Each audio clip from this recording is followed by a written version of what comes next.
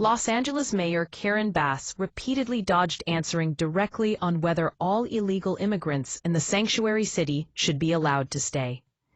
In an interview with ABC's This Week, Bass criticized President Donald Trump's decision to federalize 4,000 National Guard troops and deploy about 700 Marines to Los Angeles amid anti-immigration and customs enforcement, ICE riots and protests. The mayor claimed that Los Angeles has entire sectors of its economy dependent on immigrant labor, and that deportations would be detrimental to the city's rebuilding efforts after wildfires.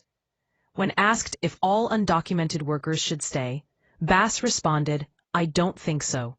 However, she later clarified that she meant those who are not convicted criminals should be allowed to remain. The mayor also criticized Trump's immigration policies, stating that they have been punitive and aimed at making life as miserable as possible for immigrants. Bass has not recently had conversations with the Trump administration regarding immigration, despite the National Guard presence in the city. A 9-year-old Canadian girl, Melina Fradlin, was reported missing by her father near Exit 22 on I-87 around 9:58 p.m. on July 19. Initial claims of a possible abduction prompted a regional Amber Alert and a wide-scale search involving multiple law enforcement agencies. However, authorities later identified inconsistencies in the father's account of events and the timeline he provided, and tragically found Melina dead in Ticonderoga, about 35 miles away. The cause of her death remains unclear.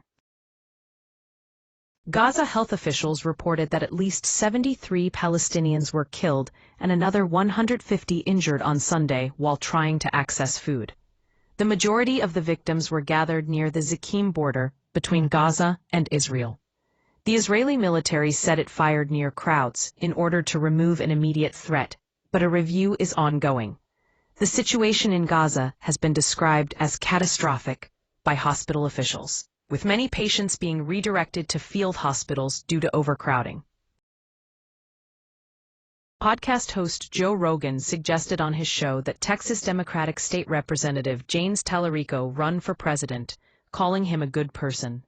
The two shared a laugh, though Tallarico warned against people putting faith into one politician.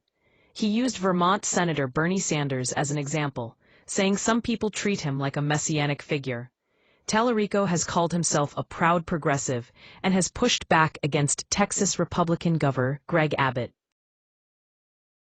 Richard Tillman, the brother of late NFL legend Pat Tillman, was taken into custody after a car crash caused a post office to catch on fire in California early Sunday morning. The San Jose Police Department is investigating the incident, which occurred around 3 a.m. local time. Richard Tillman told officers that he was live streaming the situation on social media as well. He has been booked and is scheduled to appear in court on July 23.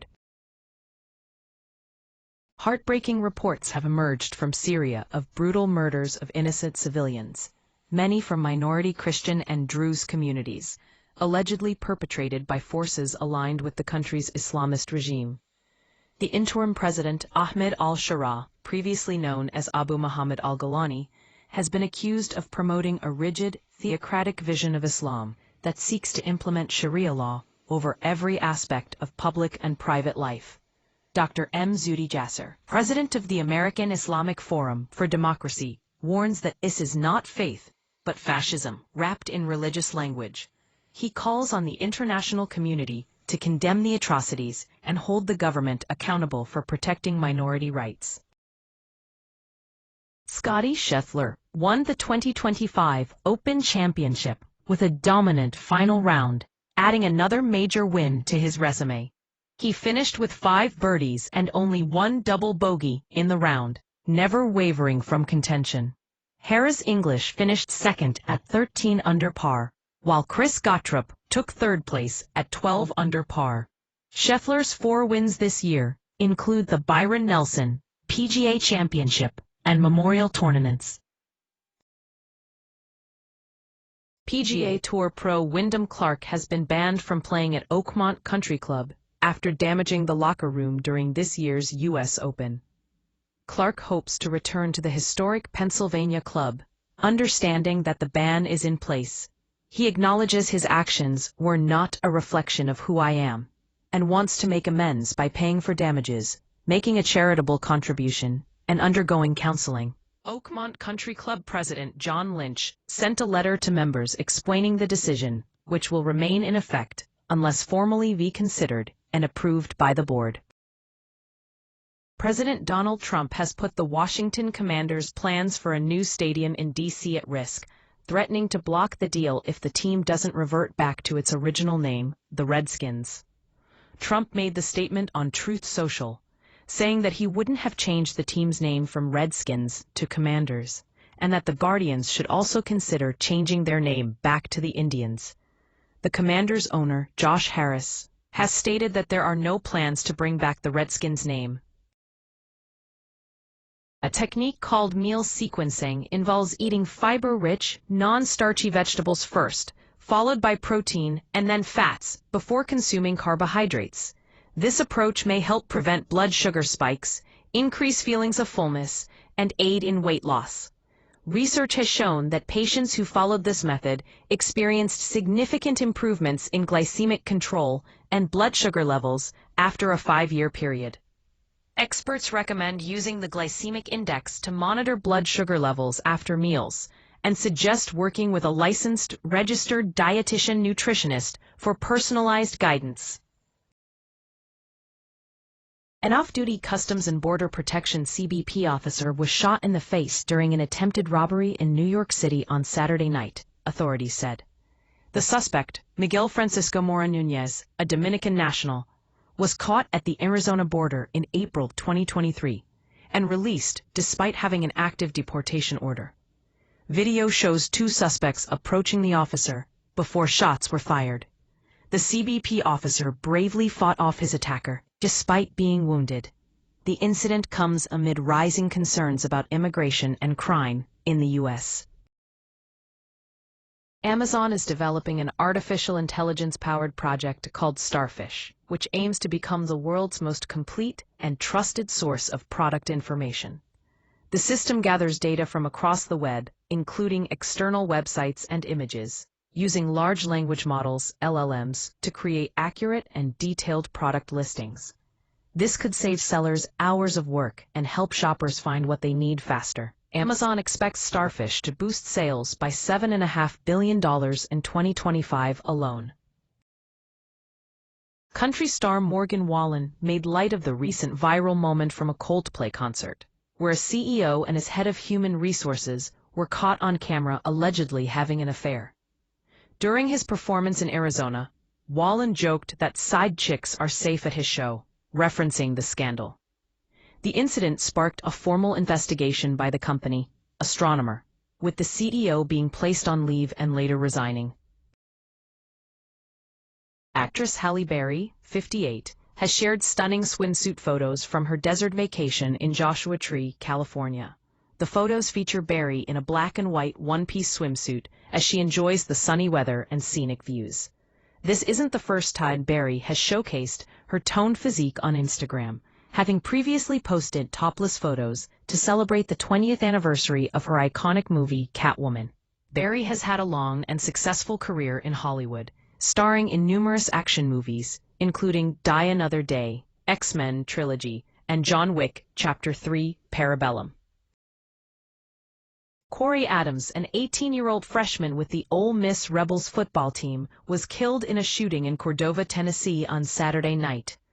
The Shelby County Sheriff's Office said the incident occurred just east of Memphis, and responding deputies found multiple shell casings at the scene. 4 other gunshot victims were taken to area hospitals where they were listed in non-critical condition. Adams was a standout high school football player from New Orleans. Rated as a 3-star recruiting prospect, he had 51 tackles and 12 sacks during his junior year of high school.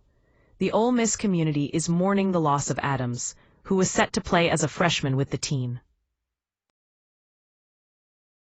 Democratic Socialist mayoral candidate Zohran Mamdani has announced an extended trip to Uganda, sparking criticism from his opponents. Despite facing calls to denounce his intifada stance and concerns over his wealthy upbringing, Mamdani remains the frontrunner in the NYC mayoral election. He won the Democratic primary last month, securing 12 percentage points more than Andrew Cuomo. The trip is reportedly a personal one, with Mamdani celebrating his marriage to his wife, Rama, with their family and friends. His critics have accused him of being out of touch with New York City's issues, but Mamdani has defended his socialist ideals, including government-run grocery stores and rent freezes. He holds dual U.S. and Ugandan citizenship, and owns 4 acres of undeveloped land in Jinja, Uganda. The trip has sparked controversy, with some calling for him to focus on the city's problems rather than taking a vacation. Uri Berliner, a former senior business editor at NPR, resigned last year after calling out the outlet's liberal leanings. He claims that NPR's embrace of fringe progressivism led to its defunding by the government. The rescissions package passed by Republicans in the Senate and House this week yanked over $1 billion in federal broadcast funding for the fiscal year. Berliner wrote an op-ed entitled,